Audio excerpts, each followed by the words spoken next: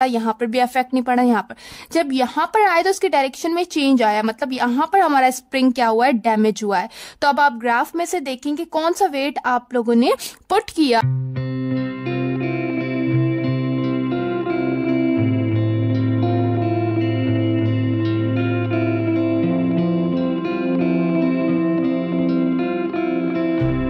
अस्सलामुअलैकुम क्लास। आज हम स्टार्ट करेंगे physics class 9 chapter number 5 that is forces and matter.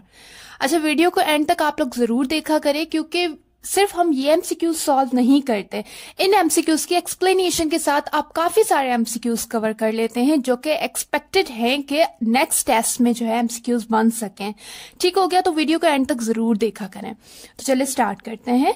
और first MCQs is the spring in brakes and clutches are used.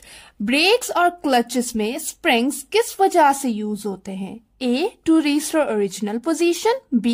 To measure forces, C. To absorb shocks या फिर D. To absorb strain energy। तो किस वजह से use होते हैं? ताकि ब्रैकेट्स और क्लचेस अपनी ओरिजिनल पोजीशन को रिस्टोर कर सकें। तो यहाँ पर हमारा कौन सा ऑप्शन करेक्ट होगा? Option A. To restore original position। Number 2 is if the material recovers the original dimension। अगर मटेरियल अपनी ओरिजिनल डायमेंशन को रिकवर कर रहा है, कब? when an external force is removed, जब उसके ऊपर से एक्सटर्नल फोर्स को रिमूव किया जा रहा है। this deformation is known as Day's deformation। तो उस डिफॉर्मेशन को हम क्या कहेंगे? A. Inelastic, B. Permanent, C. Elastic या फिर D. इरिवर्सिबल। तो इस डिफॉर्मेशन को हम क्या कहेंगे? Elastic deformation. ठीक हो गया? Then which of the following material is more elastic? इनमें से कौन सा मटेरियल ज्यादा इलास्टिक है? A. Rubber, B. Glass, C. Steel या फिर D. वुड।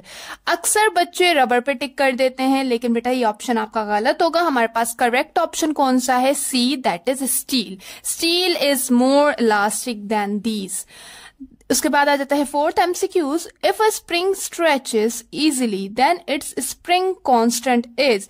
अगर किसी स्प्रिंग को हम स्ट्रेच कर पा रहे हैं इजीली, कोई स्प्रिंग इजीली स्ट्रेच हो पा रहा है, तो उसकी स्प्रिंग कांस्टेंट की वैल्यू क्या होगी? उसकी के की वैल्यू क्या होगी?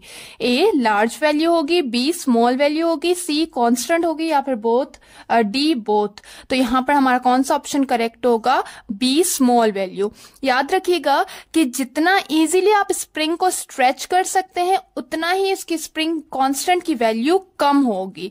जितना ही स्प्रिंग मुश्किल से स्ट्रेच होगा, तो उतनी ही उसकी स्प्रिंग कांस्टेंट की वैल्यू क्या होगी? ज्यादा होगी। ठीक हो गया? देन उसके बाद आ जाते हैं फिफ्थ पे। What is the unit of the spring constant? Spring constant का यूनिट क्या है? अच्छा, अक्सर मैं कहती हूं कि बेटा फॉर्मूले में से यूनिट को ड्राइव किया करें। पहली बात तो हमारे लिए दोनों चीजें याद रखना मुश्किल हो जाता है, पर अगर आपको एक चीज याद हो तो आप इजीली दूसरी चीज उसमें से ड्राइव कर सकते हैं। पहला तो मेरा यही आप लोग को सजेशन है कि बेटा हमेशा डेफिनेशन को अच्छे से समझा करें। अगर आप लोग की डेफिनेशंस क्लियर होंगी तो डेफिनेशंस में से ही फॉर्मूलाज बन जाते हैं, फॉर्मूलाज में से ही यूनिट बन जाते हैं। ठीक हो गया? तो अभी स्प्रिंग कांस्टेंट की वैल्यू, स्प्रिंग कांस्टेंट का जो यूनिट है वो हम कौन से फॉर्मूले से ड्राइव करेंगे? हमारे पास ये फॉर्मूला है F is equals to KX, जो कि स्प्रिंग कांस्टेंट की वैल्यू फाइंड करने के लिए यूज किया जाता है। F हमारे पास क्या है? फोर्स, X हमारे पास क्या है? एक्सटेंशन, और K हमारे पास क्या है? Spring constant. अब हमें यहाँ पर किसका यूनिट फाइंड करना है? K का यूनिट फाइंड करना है। तो X यहाँ पर हो रहा है डिवाइड, यहाँ पर दूसरी साइड आके यहाँ पर हो रहा है मल्टीप्लाई, दूसरी साइड आके क्या हो जाएगा? डिवाइड हो जाएगा। तो यहाँ पर हमारे पास क्या बन जाएगा? That is F divided by X equal to K। अब फोर्स का हमें पता है यूनिट क्या है? न्यूटन, और एक्सटेंशन का हमारे पास यूनिट क्या है? मीटर। तो K का हमारे पास यूनिट क्या बन गया? न्यूटन पर मीटर। या तो आप इस तरह से लिखें या फिर आप इसे इस तरह से भी लिख सकते हैं। तो यहाँ पर हमारा कौन सा ऑप्शन करेक्ट होगा? Option C, that is Newton पर मीटर। ठीक हो गया? देन उसके बाद आ जाते हैं 6 पे। अच्छा, अगर आप लोगों ने अब तक मेरे चैनल को सब्सक्राइब नहीं किया तो काइंडली कर दीजिए और बेल आइकन को जरूर क्लिक कीजिएगा ताकि इस तरह के इंफॉर्मेटिव वीडियोस आप तक पहुंच सकें। चले 6 number, the spring obeys Hooke's law for the earlier extensions. and when the spring becomes damaged, it does not appear to do so. Estimate from graph after addition of which weight the spring is damaged. क्या कह रहे हैं कि spring जो है ओबे करता है हुक्स लॉ को, लेकिन एक ऐसी जगह आ जाती है जहां पर उसका वेट जो है वो बढ़ जाता है और स्प्रिंग डैमेज हो जाता है. तो ग्राफ में से आप बताएं कि कहां पर स्प्रिंग डैमेज हुआ है. तो अब देखिए यहाँ पर ये वाली जो हमारी लाइन है ये क्या कहलाती है, एक्सटेंशन, और ये वाली हमारी जो है नीचे क्या दिए गए हैं, वेट दिए गए हैं. अब यहाँ पर जब हम वेट ऐड किया हमने 0.5 का तब भी कोई इफेक्ट नहीं पड़ा, 1 का ऐड किया तब भी कोई इफेक्ट नहीं पड़ा, यहाँ पर भी इफेक्ट नहीं पड़ा. यहाँ पर जब यहाँ पर आए तो उसके डायरेक्शन में चेंज आया, मतलब यहाँ पर हमारा स्प्रिंग क्या हुआ है, डैमेज हुआ है. तो अब आप ग्राफ में से देखेंगे कौन सा वेट आप लोगों ने पुट किया कि यहाँ पर हमारा स्प्रिंग डैमेज हुआ है. तो यहाँ पर इस लाइन को फॉलो करें तो ये कहां पर आ रही है, 1.5 पे, जबकि ये थोड़ा सा 1.5 के आगे है. तो मतलब यहाँ पर कौन सी वैल्यू यहाँ पर आ जाएगी, दैट इज 1.6. मतलब कि 1.6 वेट आप लोगों ने ऐड किया है तो फिर हमारा स्प्रिंग डैमेज हुआ है. तो यहाँ पर हमारा कौन सा ऑप्शन करेक्ट होगा, ए 1.5, बी 8, सी 1.6 या फिर डी 2 न्यूटन. तो यहाँ पर हमारा कौन सा ऑप्शन करेक्ट होगा, सी 1.6. अच्छा अगर 1.6 ना होता ना तो देखिए हमारे पास यहाँ पर अप्रोक्सीमेटली 1.5 तक आ रहा है, थोड़ा सा 1.5 से आगे गया तब हमें पता चला है कि ये क्या हो गया है, 1.6 हो गया है. ठीक हो गया. तो इस तरह का क्वेश्चन आए तो बिल्कुल भी परेशान नहीं होना, इस तरह के क्वेश्चन तो और भी इजी होते हैं. सारी चीजें दी गई होती है, जस्ट कंफ्यूज करने के लिए हमें ये चीजें दी जाती है, हमारा माइंड जो है वो बंद हो जाता है. लेकिन आप लोग इसे बिल्कुल इजी वे में कर सकते हैं क्योंकि सारी चीजें दी गई है, वेट भी दिया गया, एक्सटेंशन भी दिया गया, सारी चीजें ग्राफ में शो भी कर रहा है. तो आप इजीली इस चीज को सॉल्व कर सकते हैं, बस कंफ्यूज नहीं होना है. देन उसके बाद आ जाता है which of the following is not a unit of pressure. इनमें से कौन सा प्रेशर का यूनिट नहीं है. तो याद रखिएगा कि पास्कल भी क्या है, प्रेशर का यूनिट है, बार भी है, एटमॉस्फेयर भी है, उसके अलावा मिलीमीटर ऑफ मर्करी भी है, उसके अलावा टॉर भी है. तो ये तीनों चारों जो यूनिट है वो किसके हैं, प्रेशर के हैं. सिर्फ यहाँ पर कौन सा यूनिट जो है प्रेशर का नहीं है, दैट इज डी न्यूटन. अच्छा एक और बात यहाँ पर याद रखें कि हमारे पास जो 1 एटमॉस्फेयर होता है वो कितने पास्कल के बराबर होता है, अक्सर ये क्वेश्चन आ जाता है. ठीक है, तो यहां पर इसे सॉल्व करते हैं. याद रखिएगा कि जो हमारा 1 एटमॉस्फेयर है वो बराबर होता है 101,325 पास्कल के. ठीक हो गया. उसके अलावा 1 एटमॉस्फेयर बराबर होता है 760 मिलीमीटर ऑफ मरकरी के. ये क्वेश्चन अक्सर आ जाते हैं. उसके अलावा ये 1 एटमॉस्फेयर बराबर होता है 760 टोर के. ये सारे यूनिट्स किसके हैं, प्रेशर के हैं हमारे पास. ठीक हो गया. और इसके अलावा 1 एटमॉस्फेयर बराबर होता है 1.013 बार्स के. अक्सर ये क्वेश्चन पूछते हैं. अच्छा अब इस तरह से भी क्वेश्चन बन सकता है कि भाई 1 पास्कल कितने एटमॉस्फेयर के बराबर होता है.